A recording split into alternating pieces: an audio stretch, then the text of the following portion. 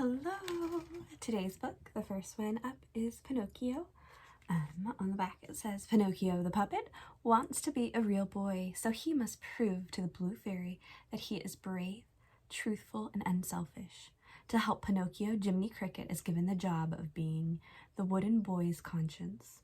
Will Jiminy be able to steer Pinocchio in the right direction, or will temptation win out? Let's find out. So in the beginning, we have this beautiful picture, an illustration.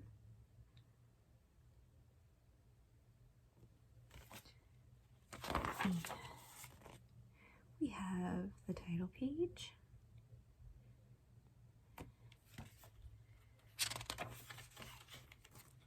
Once upon a time, in a quaint little village, a beautiful wishing star shone brightly in the evening sky.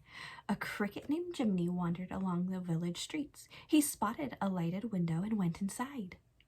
Jiminy Cricket looked around, amazed. He had stumbled on a woodcarver's shop full of fantastic clocks, cute little music boxes, and shelf after shelf of toys. The shop belonged to kindly old Geppetto. Jiminy watched as Geppetto took his paintbrush and carefully painted the eyebrows and the mouth onto a small wooden puppet, Figaro, his cat, and Cleo, his goldfish, bloop, bloop, bloop, watched as he worked. "I have a name for you," Geppetto said when he finished. "Pinocchio." He took Pinocchio on a little walk around his shop, balancing the puppet on his strings.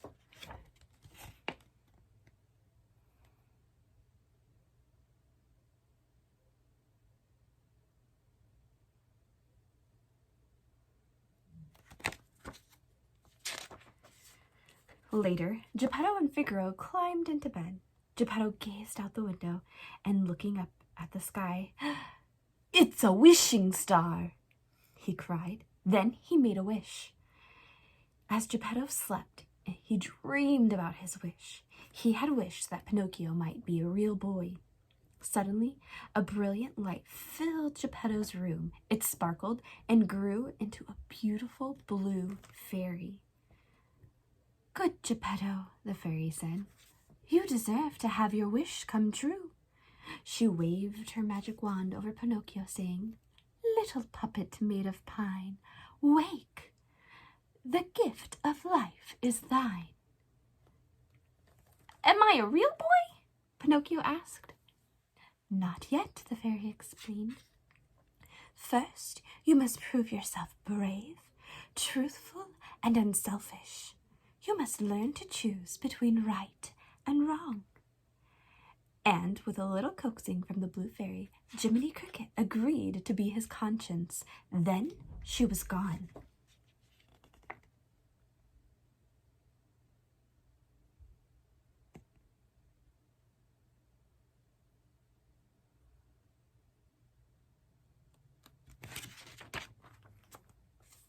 Geppetto, hearing strange noises, jumped out of bed. When he got to his workshop, he saw his little puppet dancing around and singing. Overjoyed, Geppetto lifted Pinocchio up into the air and hugged him close. The next morning, Geppetto walked Pinocchio outside and pointed to all the children passing by. "They are going to school," he explained. "Now that you are a little boy, you must go to school too." Hoping to make Geppetto proud, Pinocchio hurried off. He didn't realize that two sneaky-looking characters were watching him. "A live puppet with no strings!" the fox exclaimed. "We can sell him to Stromboli, the puppeteer." The fox tripped Pinocchio with his cane. "I am James Worthington Foulfellow, but my friends, they call me Honest John," he explained. "And this is Gideon," he added, pointing to the cat standing beside him.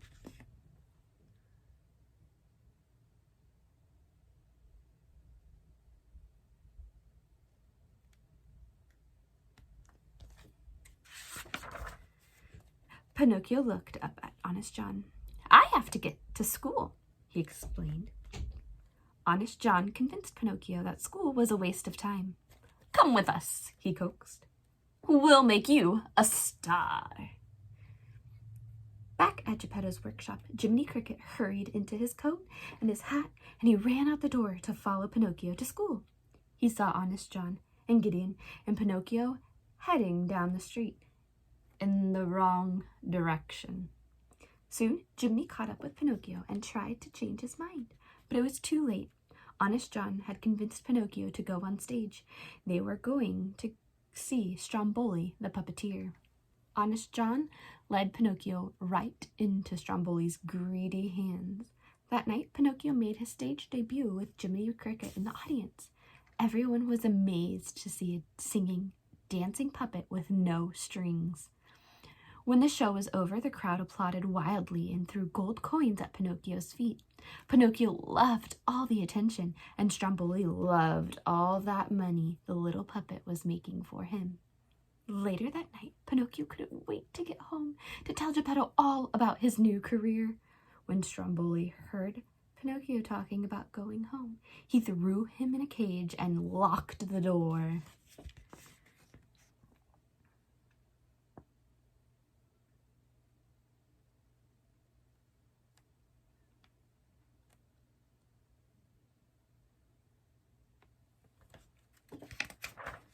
As Pinocchio cried and called out for Jiminy, the cricket sneaked into Stromboli's wagon.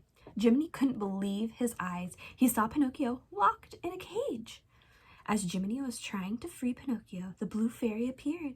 When she asked Pinocchio why he hadn't gone to school, Pinocchio told so many lies that his nose grew. Realizing what he had done was wrong, Pinocchio promised that he would never lie again. The blue fairy agreed to give him another chance, so she set him free before disappearing once more. Jiminy and Pinocchio jumped down from the cage and ran home as fast as they could, knowing how worried Geppetto would be. He had been out all night looking for Pinocchio. In a nearby tavern, Honest John and Gideon were meeting with a dastardly coachman who had an evil scheme to lure boys to Pleasure Island. The coachman promised Honest John and Gideon lots of money if they would help him find some boys.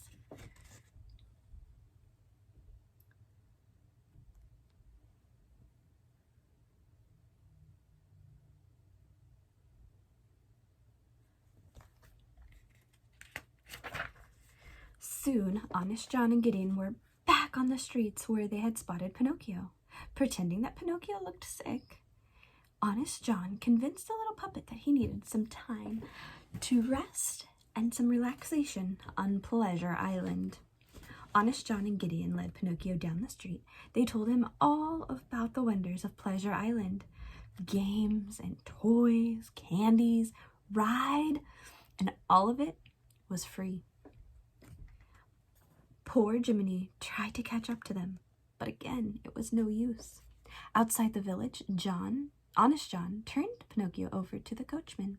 Pinocchio climbed aboard the stagecoach filled with boys. The coachman cracked his whip, and off they went to Pleasure Island. The stagecoach raced through the countryside, pulled by several scared-looking donkeys. When the boys arrived on Pleasure Island, they could hardly believe their eyes. There were amusement park rides and treats, and no grown-ups to tell them what to do. The boys could be as naughty as they like.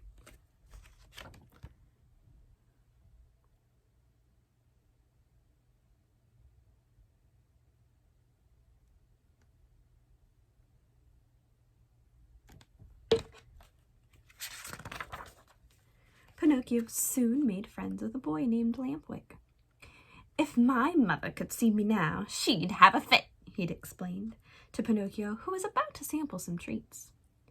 When Pinocchio was busy making mischief with Lampwick, Jiminy Cricket thought it would be a good idea to explore the island. He came upon the coachman giving orders to his men, "Shut the doors and lock 'em tight." Jiminy knew he had to find Pinocchio right away. Jiminy saw a light in the pool hall. There, he found Pinocchio and Lampwick playing pool. "You're coming home with me right now," Jiminy cried. Lampwick laughed. "You're taking orders from a grasshopper?" Poor Pinocchio was caught between his new friend and his conscience. On his way back, Jiminy saw the coachman and his men putting donkeys in crates. "You boys will bring me a nice price." The coachman smiled. Jiminy realized that the donkeys were actually the boys of Pleasure Island.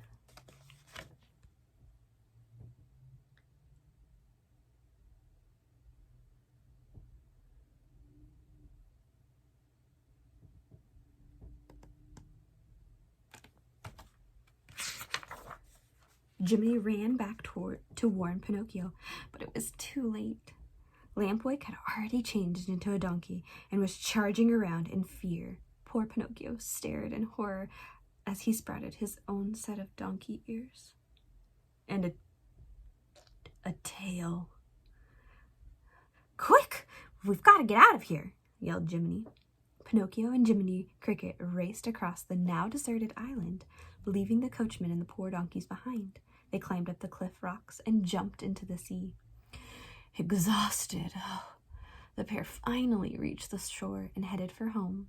But when they arrived, Geppetto was nowhere to be found. A dove flying overhead dropped a letter for Pinocchio. The letter said that Geppetto had gone looking for Pinocchio and had been swallowed by a whale named Monstro. Pinocchio and Jiminy headed back to the sea. At the bottom of the ocean, they began their search for Monstro. Pinocchio and Jiminy asked every fish and sea creature where to find Monstro, but no one would help them.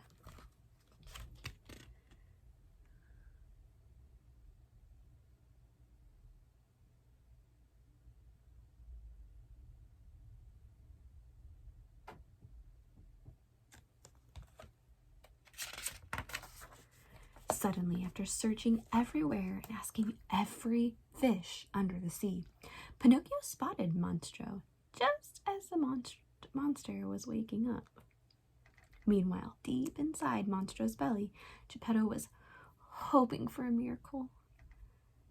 "There isn't any fish left," he explained to poor starving Figaro and Cleo. Bloop, bloop. "If the monster doesn't wake up soon, I'm afraid we're done for."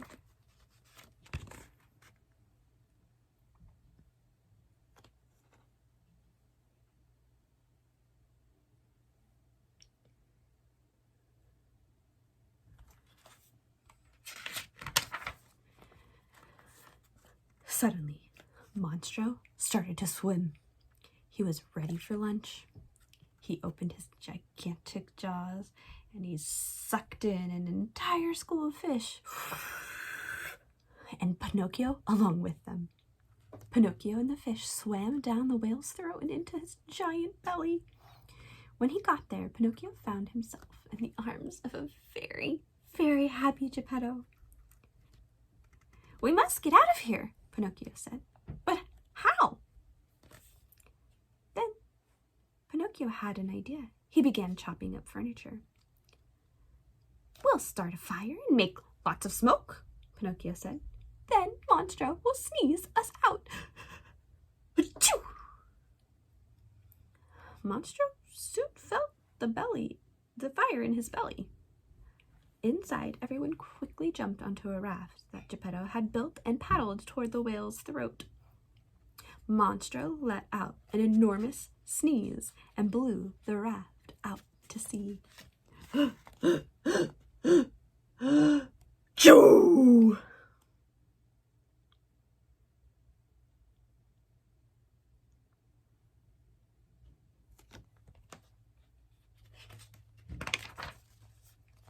Monstro was furious. Seeing the raft bobbing up ahead, he chased after Geppetto and Pinocchio, who were holding onto the raft for dear life. Monstro reached the raft and smashed it into pieces. Pinocchio, holding on to Geppetto, swam with all his might. Bravely, he managed to lead Monstro right into collision with a rock. Pinocchio had made sure that Geppetto got safely to shore. Geppetto came to, and he saw Cleo in her bowl, bloop, bloop, and Figaro lying safely on the shore beside him. But when Geppetto looked around for his little son, he found him lying face down in the water. Geppetto gently picked up Pinocchio and carried him all the way home.